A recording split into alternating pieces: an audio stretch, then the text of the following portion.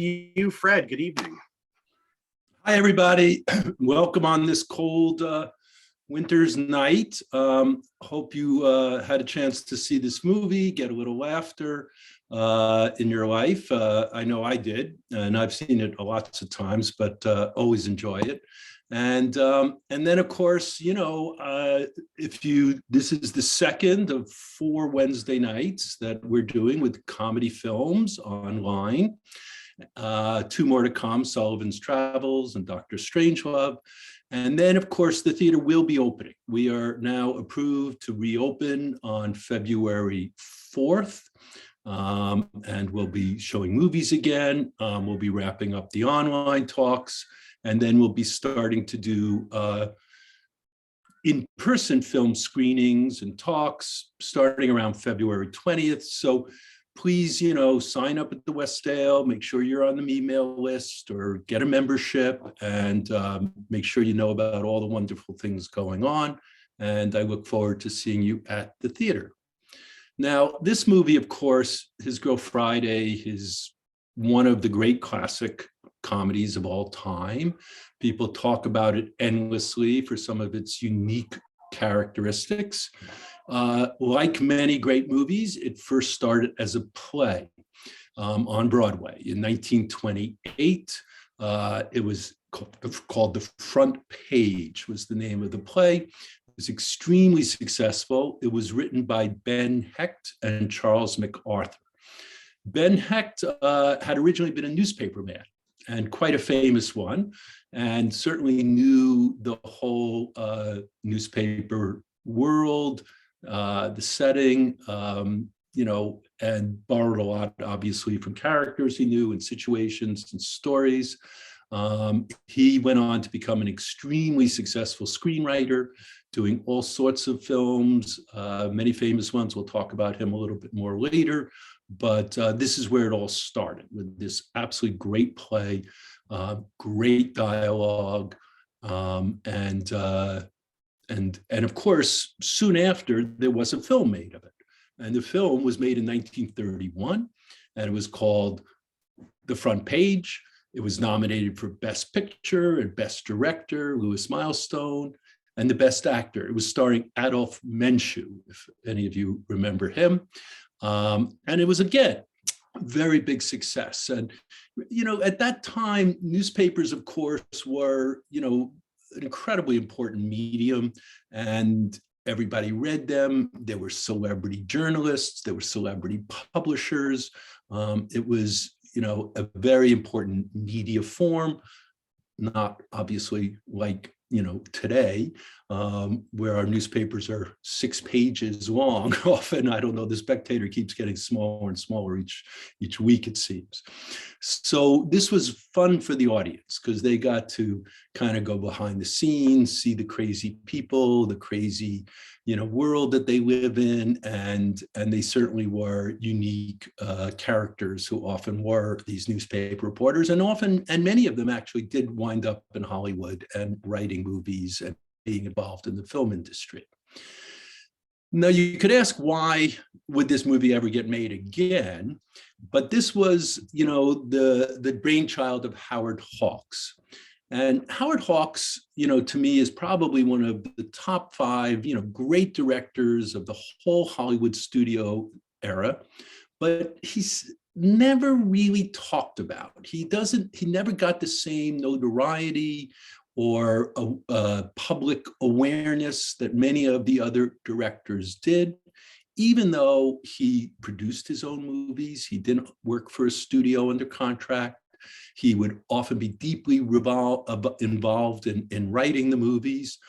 But he did all kinds of movies. There was no genre that he was particularly popular for.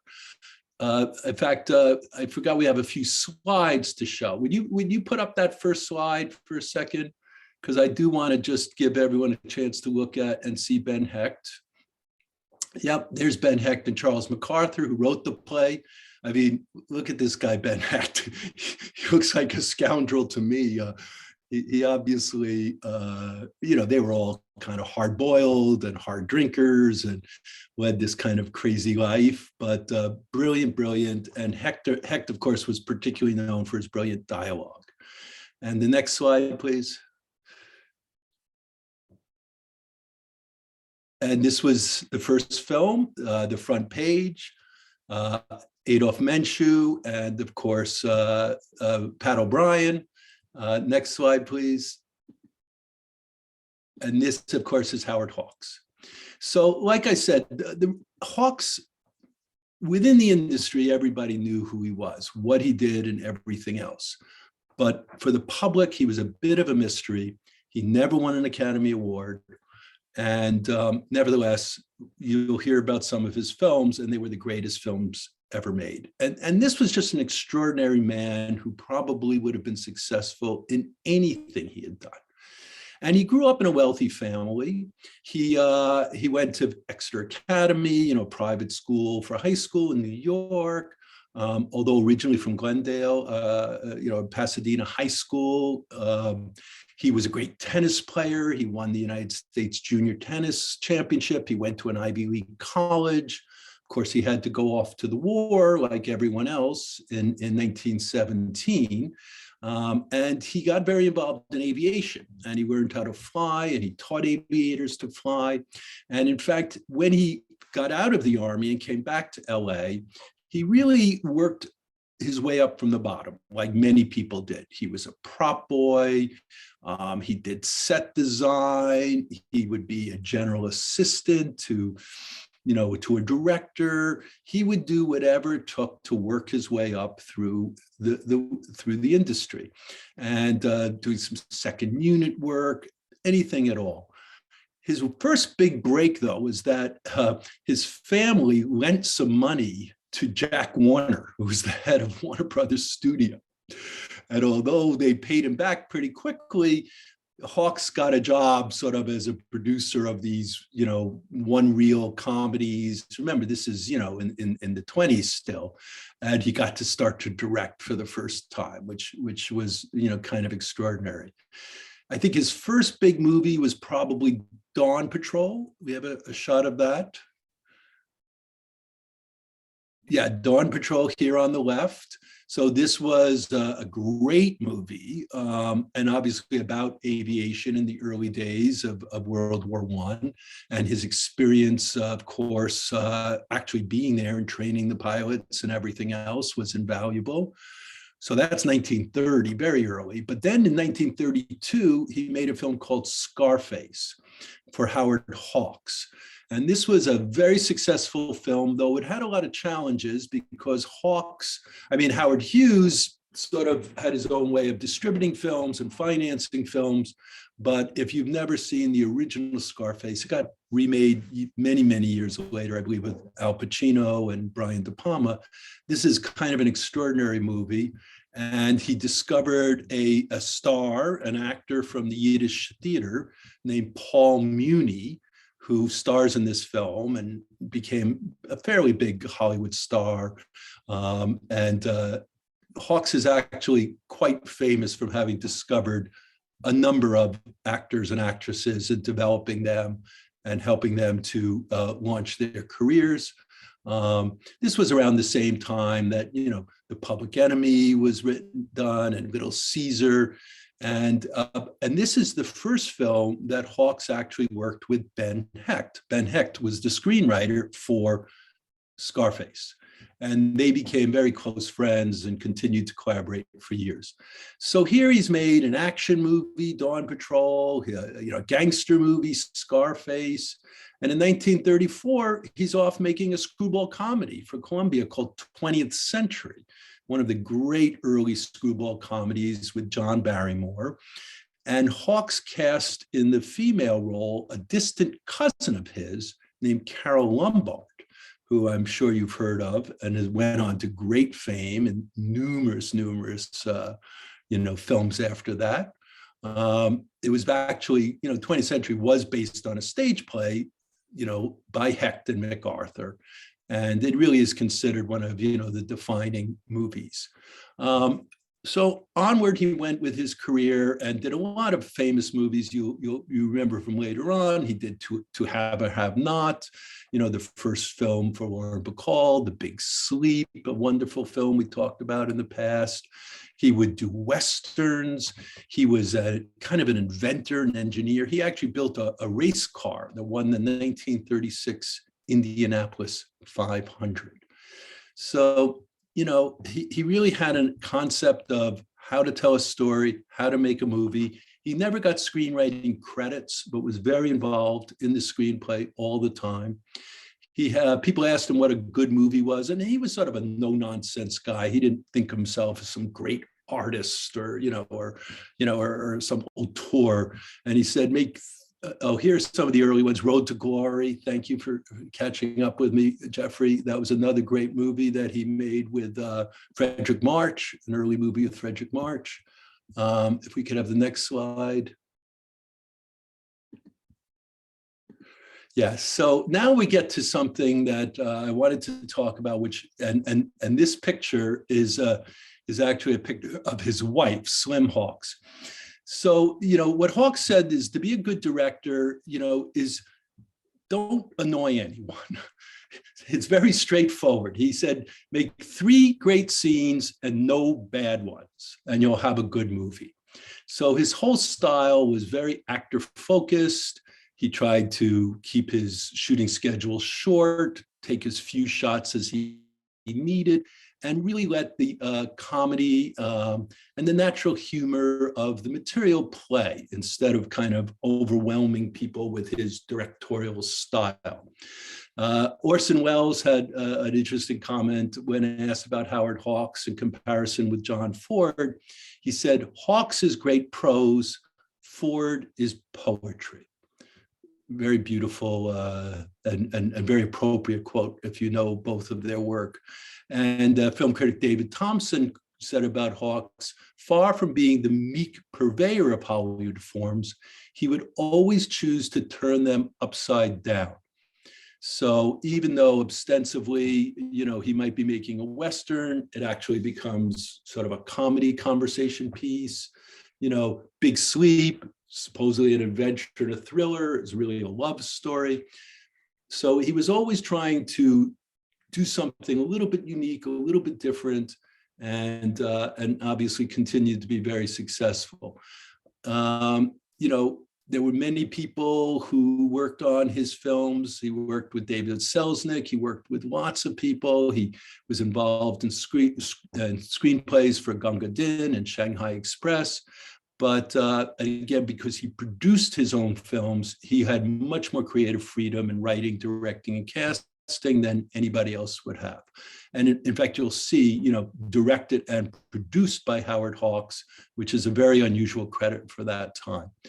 Other people he discovered, besides Paul Muni, George Raft and Dvorak, Carol Lombard, who I mentioned, Francis Farmer, Jane Russell, Montgomery Clift's first films, Joanna Drew, Angie Dickinson, James Caan, and of course, Lauren Bacall.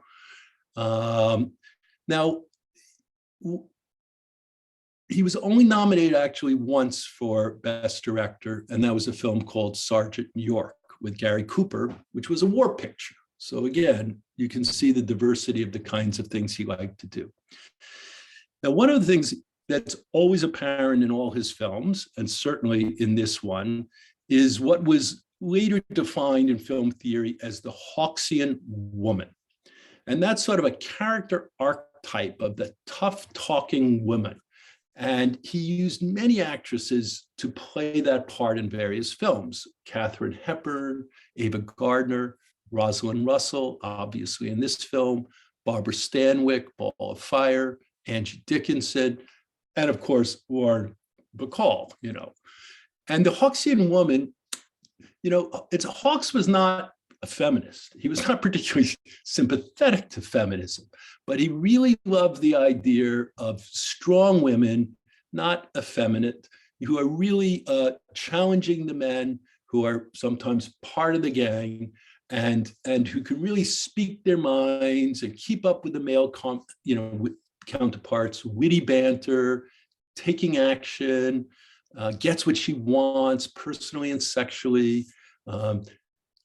He never, and I believe a lot of that influence did indeed come from his wife's swim, Keith. I'm sorry, if you could go back for a second, you could see she looks like a movie star herself. She wasn't, but she was certainly, she was the woman who found Lauren Bacall in a magazine cover, when she was a model. She was someone who was a socialite and really kind of one of the most important people in the Hollywood society, and really, like the characters in his film, challenged Hawks and really earned his respect. And they really had quite of course, they got divorced later on, but for a while they had a very intense and unique relationship. And then in her book, she actually says, Howard has been working on this formula woman that we've been describing for years in films. Rather, it was that until he met me, the woman of dreams was only in his head. And then until he met Betty Bacall, there hadn't been an actress who could completely bring this dream alive. And again, he'd done so many films, even Louise Brooks, one of her early films. And then another notable theme about all his films is that they carried throughout his work this relationship of morality and human interaction. He was, an intellectual guy. He was interested in exploring the human condition. He tried to portray sort of more dramatic elements of a concept or a plot, but always in a humorous way. None of his films ever become sanctimonious or take themselves too seriously. So His Girl Friday, we have this great play, we had a successful film, we have this incredible script, and now he decided he was going to adopt it and change it, and make it his own. And he had this idea in 1939. He was doing a movie, Only Angels Have Wings, and he brought it to Harry Cohn at Columbia Pictures. Everyone was very excited about it. Cary Grant was immediately thought and cast in the film. Cary Grant was the king of light comedy at the time. But actually, Grant was originally going to play the reporter, and Walter Winchell was going to play the editor, though Walter Winchell being a very famous radio commentator at the time. But that didn't work out. And again, the original intention was to be a pretty straightforward adaptation. But during the auditions for the second role, Howard Hawks' secretary would often have to read the reporter Hildy Johnson's lines, just for doing screen tests and auditions. And Hawks started to like the way the dialogue sounded coming from a woman. So he changed the script, rewrote it to make Hildy a female and the ex-wife of editor Walter Burns. Another remarriage story, not unlike Philadelphia's story. And the rest was history. It's kind of, so this was not the plan. It was not, Hawks did not say, okay, I'm going to do this with a woman and we'll see how interesting it'll be. It was not the plan at all. It was an utter accident, and a great one that happened because it really made the film unique and different and everything else. And Hawks considered the dialogue of Front Page the finest modern dialogue that has ever been written. Needless to say, he replaced over half the lines in the film when he made His Girl Friday, because he thought he had created better lines. And in fact, Ben Hecht, who's not credited with the screenplay, that was a different writer, did work with Hawks with the dialogue in creating even better lines than anyone had ever, at least again, than were in the Front Page. Lots of interesting stories about how this all came to pass, but eventually, of course, they did get financed. They had this cast. The biggest problem, of course, was casting the woman. His Girl Friday, of course, is an ironic title because a girl Friday, right, is sort of a servant to a master. But Hildy is not a servant at all in the film, but rather the equal to Walter. And in this world, it's not determined by gender, but rather by intelligence and capability.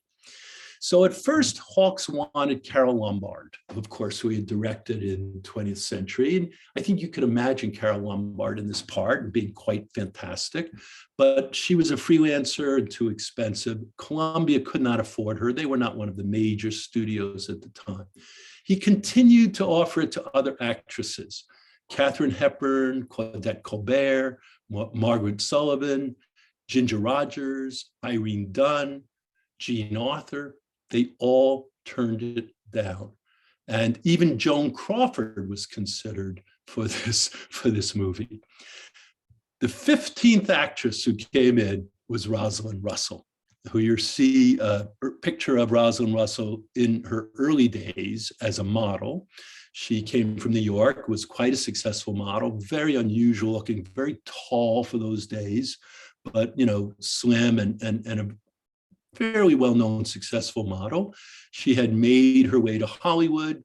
She had started to appear in films. She had never made anything too outstanding before this, but Hawks saw her audition, worked with her for a while, decided she was the one, and was cast in the role.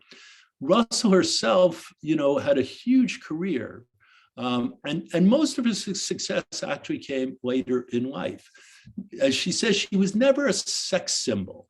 She was an actress, but who would do comedy. She did a lot of very serious dramatic work as well. She would work in theater. She actually was nominated for 4 Academy Awards, including Best Actress for My Sister Eileen, Sister Kenny, Morning Becomes Electra in 1947.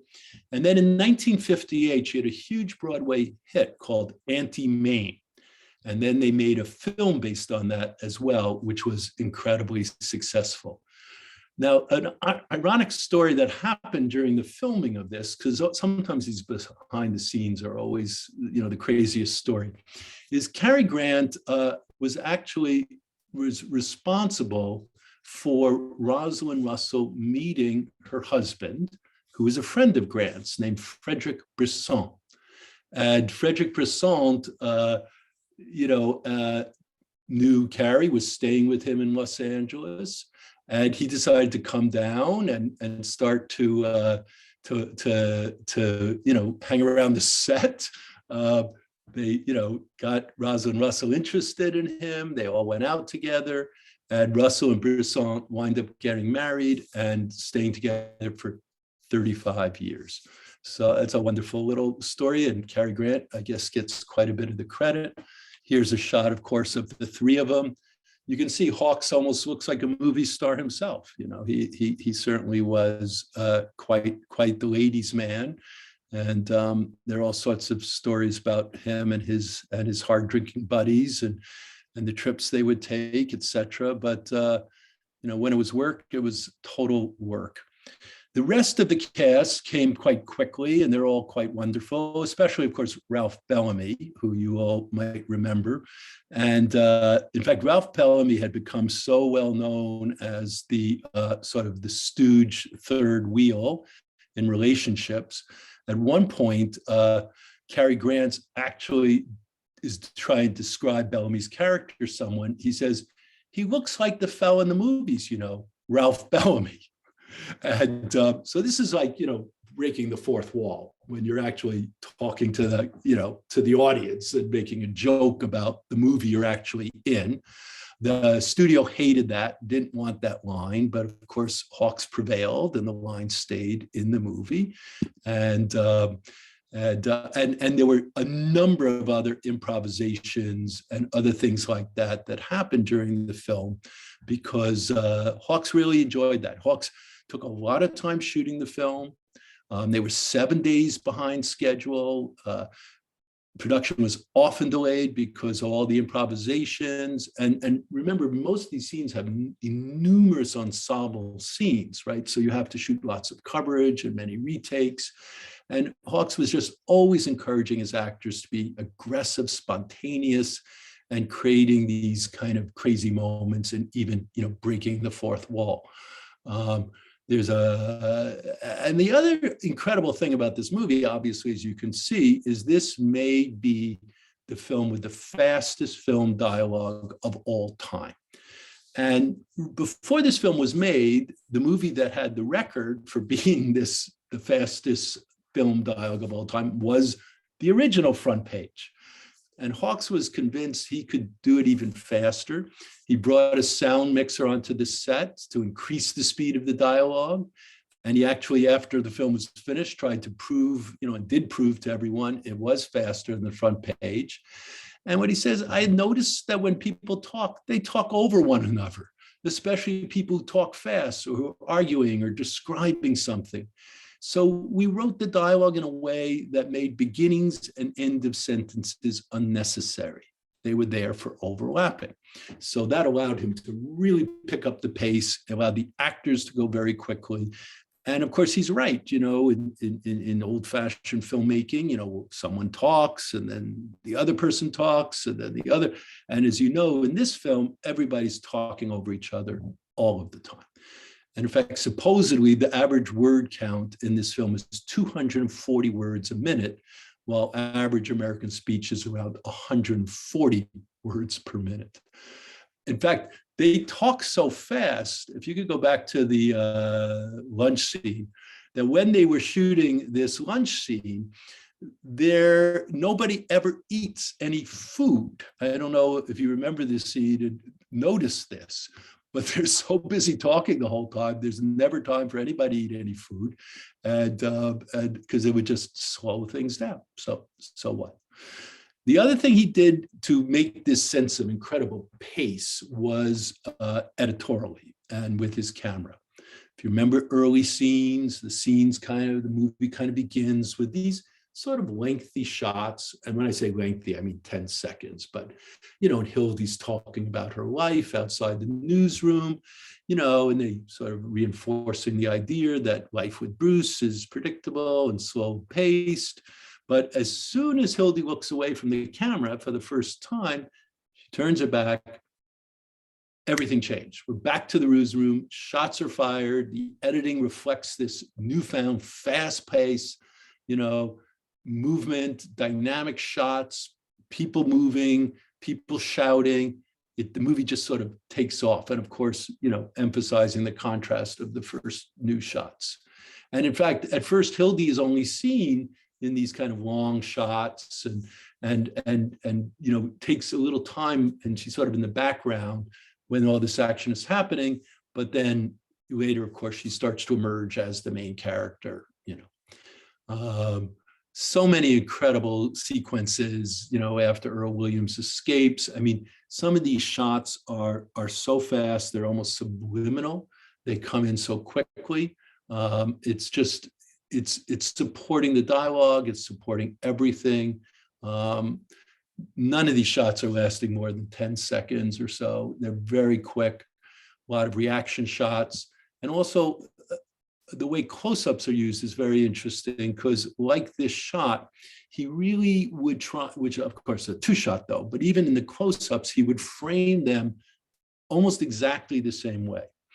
Rosalind Russell and Cary Grant. So you really felt that these characters were equals. That they kept the imagery. The imagery was being used to help sustain that sense, and goes on and on. So anyway, I could describe a lot more of those, but quite wonderful. And of course, a fantastic ending. I mean, things get so frenetic. It's almost like watching, a great, silent film or something when the action really gets going. Hildy, look at her surrounded by the guys and, but she's wonderful. Rosalind Russell just did a fantastic job. No one had ever seen her do anything like this. She gives a lot of her credit to Howard Hawks. All great character actors, of course, in the ensemble. So the film, wasn't a big Academy Award winner, but it was a greatly loved film. Quentin Tarantino calls it one of his favorite films, of all time. Godard, loves this film. Used to use it when he was teaching people about filmmaking, and especially this idea of sort of, the reverse shot. And as he describes it, the director is incapable of seeing the difference between a man and a woman. in how he tries to frame these. Great dialogue, so many great lines. He has a lot of charm. His father was a snake. Incredibly sexy, cigarette smoking. Here's a shot again of a wonderful moment when everybody's at their. I mean, look at Rosalind Russell. It's a farce. It really has reached that level of intensity at this point, and everybody's in on it. And you can see, remember, so many of these scenes are just full of people and full of action and full of energy. And there's never a slow moment in this whole film. Now, the film, was remade again in 1974. Billy Gilbert, go back to the one of Billy Gilbert, another one of these great character actors, and if you look at the looks, and of course, Cary Grant was like, a genius. I mean, we could talk about Cary Grant for a long time, but I think we have in the past, and most of you are familiar with him and his background and what he developed as, as this great white comedian, although he did do some serious parts later. He just had this connection with these actors and really knew how to play comedy like nobody else. And then it was, as I said, remade again in 1974 with Walter Matthau and Jack Lemmon. And Billy Wilder was the director. So this was back to two men, of course. They didn't do the idea of keeping, one of the characters a woman. Not a hugely successful film. Although Matthau and Lemmon are wonderful in it, there didn't seem to be a lot of new or fresh energy brought to this movie. Unfortunately for Billy Wilder, it was one of the movies that sort of was at the end of his career and ended his career because it was not commercially successful, and people really thought that he was not able to still be a successful director, which is really tragic because he certainly could have with the right material and the right action. There was another remake called Switching Channels in 1988. That was with Kathleen Turner and Burt Reynolds, where again, there is a female playing this part, Christopher Reeve. Not a terribly successful movie either. But I love this movie. I wanted everyone to have a chance to see it. It's not a movie, that I feel, we can dissect and talk about a lot of. But what I'd like to know, and I always wonder, is, was this the first time that you've seen this movie? Have you seen it before? Was it different for you to watch it this time? I'm really trying to get a sense of what, of course, everyone's feeling, thinking, what kind of movies they're enjoying. Did this movie work for you? So Jeffrey's here to add some of his own thoughts about the film.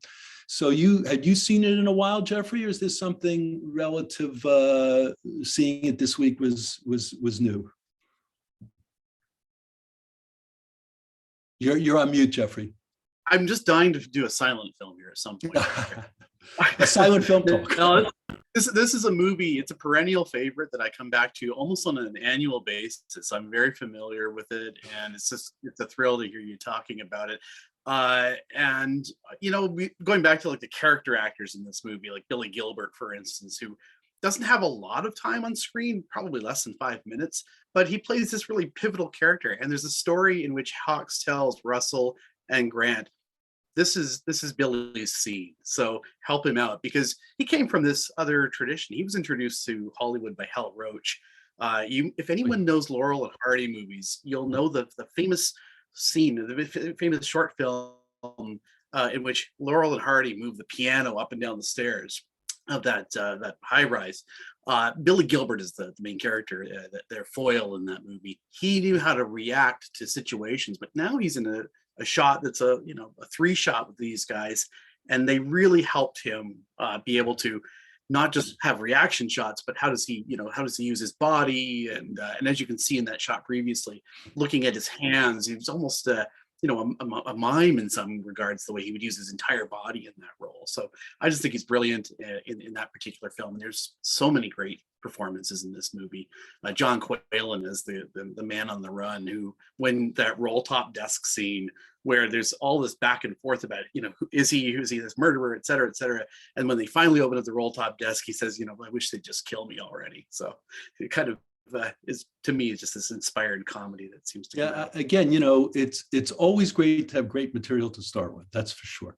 They certainly did. And I would love one day to compare this screenplay with the original front page and figure out how they changed 50% of it. But because the story, the plot is basically the same, but there must have been a lot. And sometimes that's why I liked watching again, because I hear lines or I notice moments that just blew by me in the frenetic energy of the film. So how about our audience? What do they have to say? No, let's have a look and see what we've got coming here. You were talking about fourth wall moments, for instance, and somebody had mentioned that Cary Grant's character mentioned someone named Archie Leach, which of course happened to be Grant's original name. So good. That's a great catch. Absolutely. That was another example of an improvisation that stayed in. Grant just made up that line. I have a question for you. I'm just wondering what your perspectives are. Earlier on, you talked about how Hawks really isn't as well known as many others of the golden age of Hollywood. And other directors come to mind as well, like William Wyler. And if I have contemporary conversations around film, Robert Weiss is another guy that comes to mind, and Michael Curtiz. Why do you think this is, Fred? Well, again, I think it's because they weren't known for a genre. So do you think about John Ford? Everybody associated him with Westerns. Now, that's not actually true. He didn't just do Westerns, but he was really known as sort of the king of the Westerns, right? Or you think of Alfred Hitchcock, who did thrillers, and he did, these fantastic thrillers, but he would do them, and that's what he did. Or Frank Capra. You could always tell it was a Frank Capra movie. There were, that Capra-esque quality to it in terms of the humor and the kinds of characters and, and the social thing. So, those are, that's what helped define them in the audience's mind. And also they were all working with the studio, and they were very supported by the studio and publicized by the studio. The fact that Hawks worked outside, not in his early days, but later on worked outside of the studio system, the studios would still pay for the films, the studios still would distribute the films, but he would really come up with the concept of the film, something he wanted to do. He would pitch it to different studios until one of them said, okay, I'll do this one. But they didn't have the same attachment to him because he wasn't under contract where they were going to use him again and again and again. So when they went to publicize the film, they would publicize the actors or whatever, but there was never a lot of attention on the director because maybe it wasn't in their interest to actually promote that there was this man who was making movies outside of the studio system, not dependent on having a studio contract. I don't know. Of course, in the 50s, the French discovered him, as they discovered everyone else, and thought he was this great auteur. And in many ways, he was more of an auteur than William Wyler or some of these others, because he and again, he wasn't an egotist. He didn't take credit for the screenplays he wrote. Now, it's always challenging for a director to get a screenplay credit because of all the issues with the guilds, etc. But, people didn't even know what he was doing, that he was involved in scripts. It was never talked about. That was never important. He did produce his own movies, very unusual for 1940. There weren't a lot of people doing it. So maybe that's, and he didn't even win an Academy Award, right? Now, the Academy Awards, of course, are sort of rigged, right? Because what happened in those days, all the Academy members worked for a studio. So basically, the studio told you what movie you to vote for that year was the movie that studio was pushing, right? So maybe they just were never pushing Howard Hawks movies because he wasn't part of the studio. So he can't get nominated. How do you get nominated for Academy Award if you don't have any, one of the studio machines behind you? So maybe the lack of Academy Award nominations also made him lesser known, which is kind of crazy, but that's the politics of what Hollywood was like, right? And that always does shock me, is that I think he might have got the lifetime achievement or one of those, but he never Yeah. won anything for his works. So it's always very surprising to me. We've got a couple of questions from Sure. the audience. From David Craig asks, how would you define a screwball comedy? And do you know when the term started to be used, and is it still used, Fred? Oh, that's a good question. I don't know where the term actually came from. Does anybody who on the call know the screwball? Well, a screwball is a baseball pitch, right? That much I do know. And it's an unusual pitch because unlike a curve that curves away, a screwball curves in, right? So there were great screwball pitchers back in the late 20s and early, and maybe it was the screwball pitch, and that was this sort of unique, tricky pitch that surprised everyone. Maybe that's where it came from. I don't know. In terms of early screwball comedies, certainly if you think of, like we said, 20th century, it was really early 30s, once talkies had started. I don't think there are any silent films that we think of as screwball comedies. And I think that what made them distinctive was that often it was the dialogue, it was and the pacing. They were always very fast paced, great dialogue, great comedy, usually romances of some sort, but without any sentimentality, without any necessarily happy endings. The fun was all in the action, in the sex, remember there were pre-code screwball comedies that were quite risque and, Designed for a Living, the great Ernst Lubitsch movie, which was all about a truffle, that's an incredible movie about these, Gary Cooper, Frederick March, and Miriam Hopkins. And you couldn't make that movie, for many, many years after that. But, so that's Design for Living, right, Fred? Was that Design for Living? What did I say? Did I said something else? No, I know you were talking about it. I just may have missed it. Sorry. Yeah, Design for Living. Yeah. So Ernst Lubitsch was certainly one of the first of the screwball comedy filmmakers as well. And it continues today, of course, it's a great tradition, and we still see films being made like this once in a while. You asked if anybody had seen this movie, but we have Margarita, who said it's her first time watching the movie. Thought it was brilliant, great, skillful acting, and I love Linda DiPietro's comment. My first time watching, really snappy dialogue. The frenetic pace was surprising, kept me on my toes, which that's fun. I think that I have to watch it again. I'm sure that I missed some things. So thanks for that. I guarantee you, I've watched it 4 or 5 times. I still miss things. And if you ever have a chance to see on a big screen, do that too. Yeah, definitely. From Jeanette, we have who's seen it a couple of times, loves the smart-ass independent characterization of women. In reality, I figure women were not as equal to men as portrayed, especially salary-wise. Of course, the image changes in the post-war 50s, but yeah, it probably was a rather unique portrayal, I think. Yeah, well, it was and it wasn't. There were a number of movies and movies that Hawks made where, again, they had these very, very strong women, and women who, used their sexuality, who were really had power, and were kind of, ready to use it and express themselves. Katharine Hepburn certainly played characters like that, and so did Barbara Stanwyck, played characters like that quite a while. Theodora Goes Wild or Ball of Fire is a great example of Stanwyck playing that kind of story. So again, the actresses in Hollywood in general were not paid as well as the men. That's true. But there were some who really became very powerful in their own right. Certainly Betty Davis is an example. Hepburn, we talked about last year. So, there were, compared to, imagine a law firm or imagine, some kind, a university setting, Hollywood was new, it was all up for grabs. Nobody, it only been around for 25 years or so, so talent was recognized, and the power of the box office was recognized.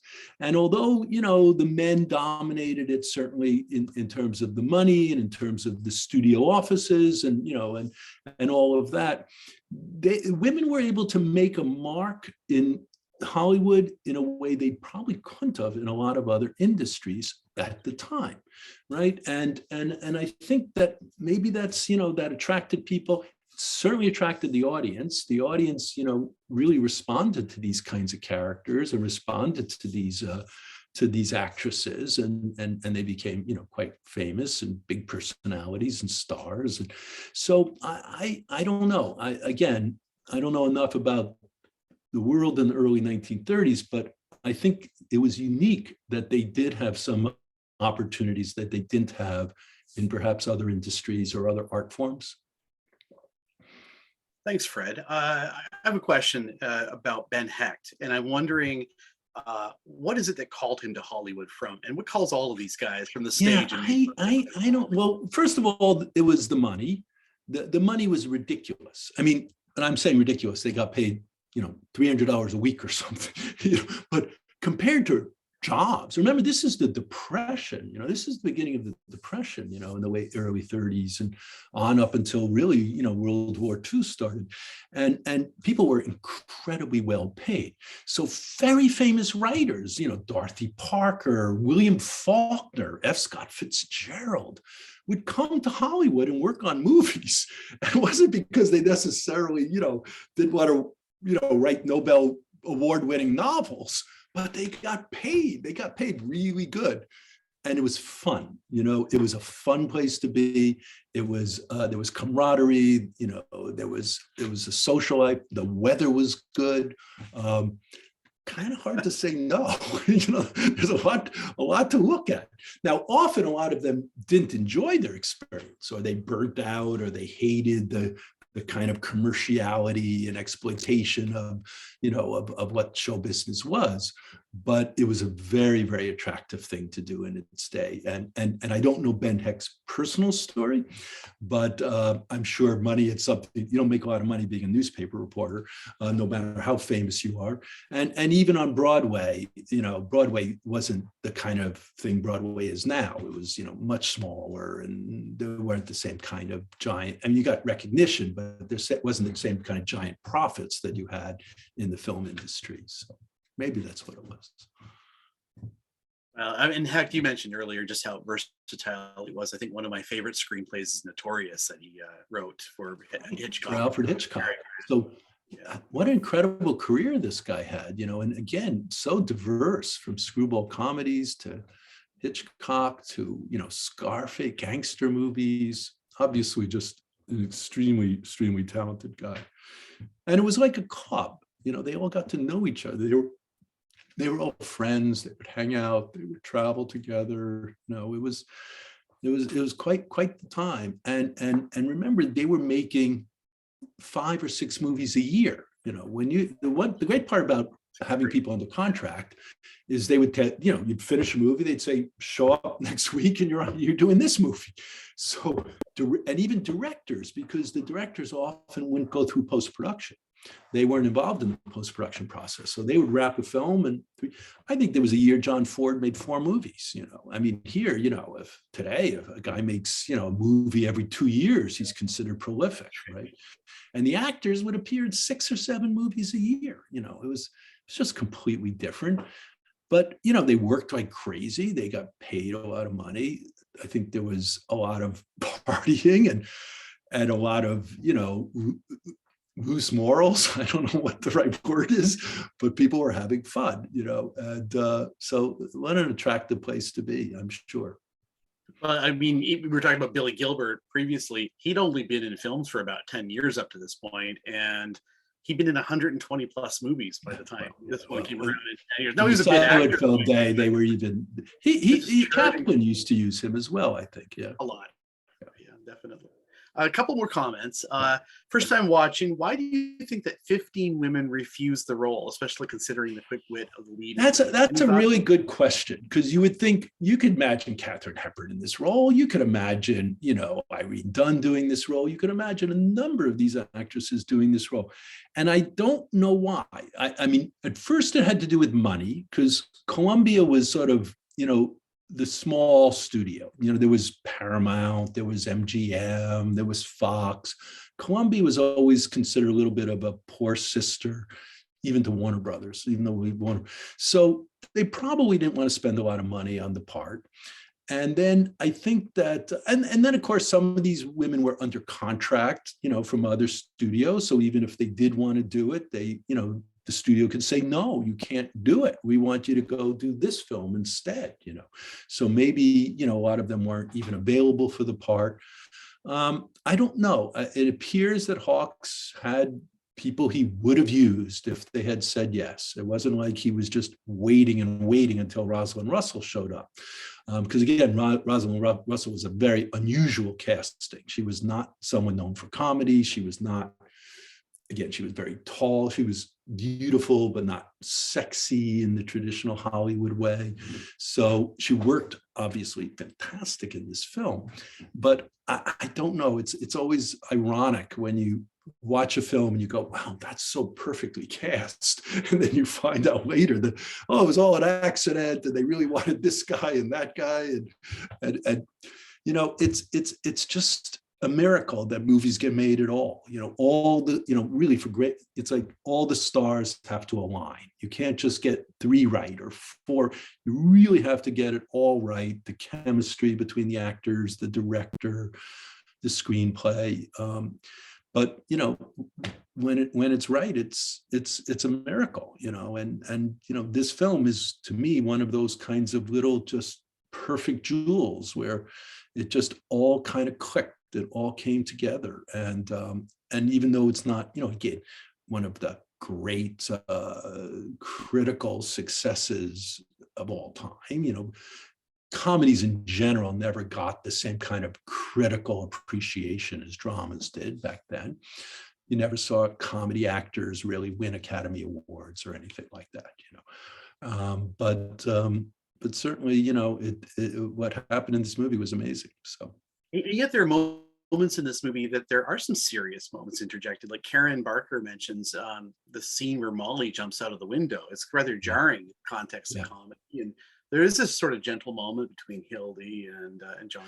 Oh yeah, and again, this is I give, you're absolutely right, and Hawks, and thank you for making that comment, because we sort of gloss over those moments because of all of the great frenetic comedy. But that's what holds this film together, is that it is grounded in some emotional reality, right? And it does keep you as an audience kind of, caring about the characters. And if it all just became, kind of silly slapstick, it would not be as an effective a movie. So I'm sure, and in fact, if I recall, some of those moments were created for this film. Not all of them were from the original play. So I think, again, Hawks knew drama extremely well, had done great dramatic films. He wasn't a comedy director, who just knew comedy. So he really understood, I think, how to integrate all these different elements and tone, in order to make something very, engaging and appealing. I think he kind of learned his lesson on bringing up baby. He always talks about how he had too many crazy people. Yeah, so that was you're right. That was 1938, so just before this. Right. And that was a great movie, Cary Grant and Katharine Hepburn, but was a box office bomb at the time.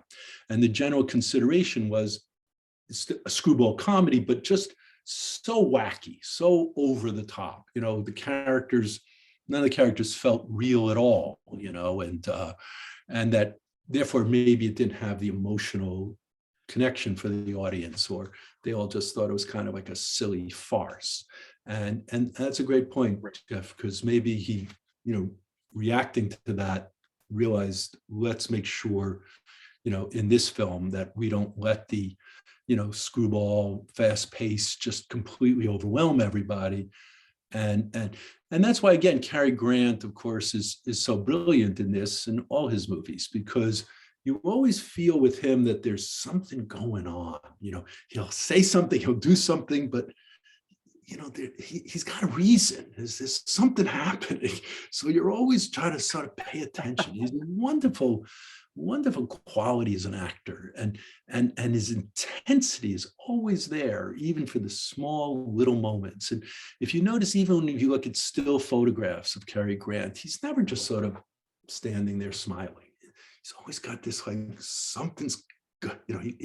It's hard to describe, but I think he makes it so interesting. And Rosalind Russell, I think, again, people didn't know her. So, they were really responding to something that was perhaps a little fresh and different. So that might have helped the film a lot too. But yeah, I mean, they all learn, everybody learns from their own work. Yeah. As we wrap up tonight, Fred, and if we want people to know more about Howard Hawks, if you had one or two other Howard Hawks movies you'd like people to go out and keep an eye open for. Well, again, Scarface, that's sort of one of my favorite movies of all time. He had just done, obviously The Big Sleep. There's so many movies he made.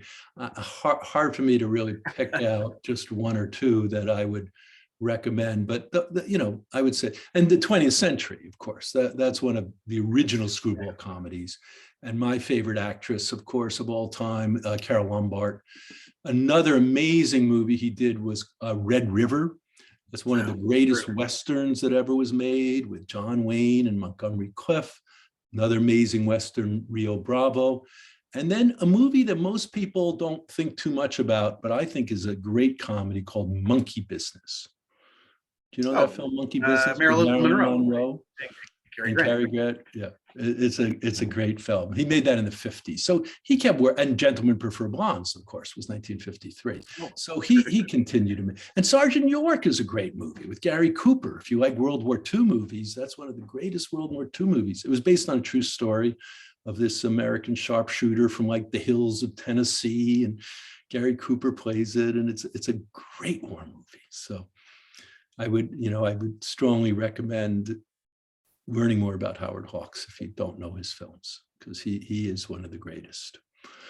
So if we're wrapping up, then maybe we'll talk a little. Thank you again for all these questions. Thank you, everybody, for participating in the film talk. It's great to hear from everyone. Our next film next Wednesday is Sullivan's Travels, unbelievable movie. Preston Sturges was the writer and director, if that name's familiar to you. Unbelievable run of comedy hits in the 40s. Many are quite famous, more famous than this one. The Lady Eve, you may have heard of, but this one, Sullivan's Travels, is my favorite of his films. It's not quite as star focused as some of them, but it's sort of about movies. It's about, I don't know, Jeffrey, you know this film well. And in fact, unfortunately, I won't be able to be here next week. So Jeffrey's going to be doing the talk. What can you tell people about Sullivan's Travels to entice them to watch? I mean, Preston Sturges is the original writer-director, and you're looking at Joel McCrea, who plays this Hollywood director who's feeling a little bit jaded. He wants to tell a message movie. He wants to tell a story about real people. And he says, I want to get out, I want to know what trouble is. And he finds trouble when he goes out there in the world. And this is that, kind of that Depression era period, but it's, that's right. He meets Veronica Lake, and, Veronica Lake is fantastic in this film. She wasn't known as a comedian at all. And I don't know how she got cast. Maybe you'll tell us next week, but she does an incredible job. Unbelievable. Yeah. And if you love character actors as much as I do, you get to see, we'll talk all about his group of stock character actors next week. Yeah. It's a great movie. Yeah, like Capra, like many of these guys, he would use the same actors again. John Ford, everybody would do that, and everybody still does that, because then there's that sort of shorthand and familiarity that really makes it all kind of work. Anyhow, so come back for that one if you can.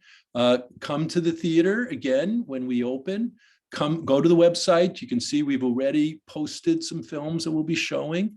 Some of the great classics from last year that maybe, are on Netflix or digital, but you want to see on the big screen. The Academy nominations are coming in about a week or two, and we'll be showing some of the ones that get nominated.